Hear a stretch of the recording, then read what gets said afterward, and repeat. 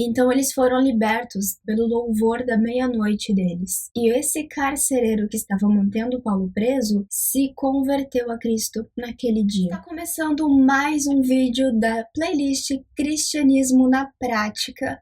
E hoje nós vamos estudar a oração da madrugada. Será que essa oração é bíblica? E o versículo-chave do estudo de hoje é Salmo 119, versículo 62, que está escrito: Levanto-me à meia-noite para dar-te graças pelas tuas justas ordenanças. Aqui não menciona a oração da madrugada como uma obrigação cristã e nem menciona que ela é um hábito necessário.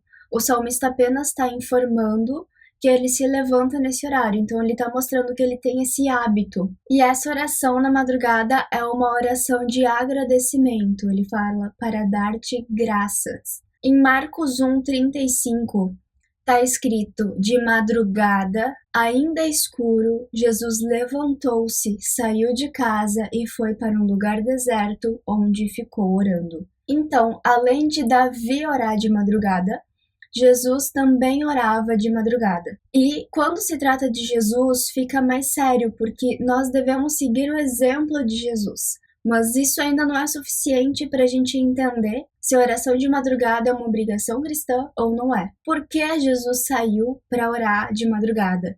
Ele saiu de casa, foi para um lugar deserto onde ficou orando. A ideia de lugar deserto significa que ele foi para um lugar sem ninguém. Um lugar onde ele estava sozinho com Deus. Então ele não queria ser interrompido durante as orações dele.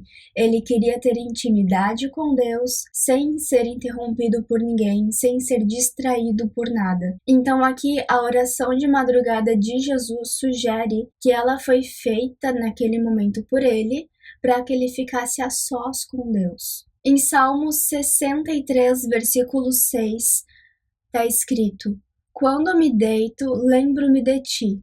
Penso em ti durante as vigílias da noite.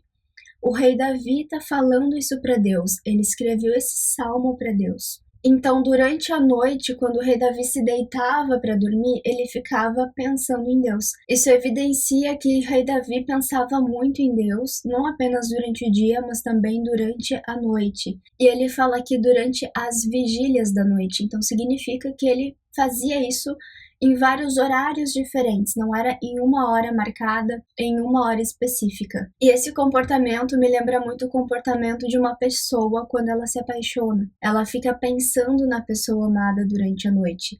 Ela fica se lembrando, fica tentando entender comportamentos, entender gestos, pensa como agradar. Então, esse comportamento de pensar em Deus durante as vigílias da noite significa que ele estava apaixonado por Deus, significa que ele amava Deus. Em Salmos 119, versículo 148, está escrito: Meus olhos antecipam as vigílias da noite, para que eu medite na tua palavra. O salmista tem ansiedade para que anoiteça. Ele quer que anoiteça logo, ele fica antecipando as vigílias. Esse é o horário que ele usava para meditar na palavra de Deus, para pensar em Deus, para pensar nas coisas que Deus queria, nas coisas que Deus estava fazendo e nas escrituras sagradas também. Em Atos 16, versículo 25 e 26, a Bíblia nos conta uma história. A história de Paulo e Silas quando eles foram presos. E está escrito assim: Por volta da meia-noite, Paulo e Silas estavam orando e cantando hinos a Deus. Os outros presos os ouviam. De repente, sobreveio tamanho terremoto, que sacudiu os alicerces da prisão. Abriram-se todas as portas e soltaram-se as cadeias de todos.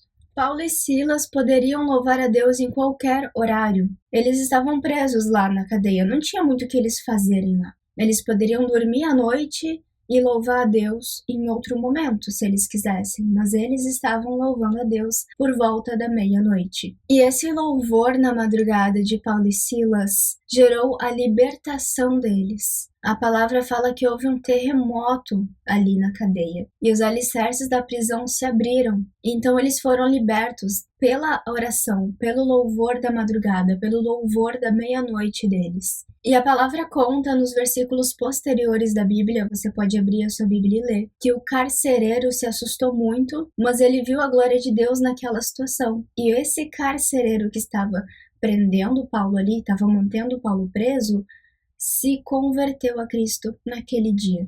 Então, a oração da meia-noite, o louvor da meia-noite do apóstolo Paulo fez toda a diferença naquele momento. Então, resumindo esse estudo, a oração da madrugada, ela é sim bíblica, mas ela não é trazida aqui como uma obrigação. Ela é trazida como uma oração importante. É uma forma de demonstrar amor por Deus, de ficar a sós com Deus para louvá-lo, porque durante a madrugada as pessoas estão dormindo e ninguém vai te interromper nesse teu momento de oração. Então você pode se concentrar em Deus para meditar a palavra dele, que é um momento também de meditação. Pode ser uma ferramenta de libertação, não há uma promessa de que a oração da meia-noite liberta.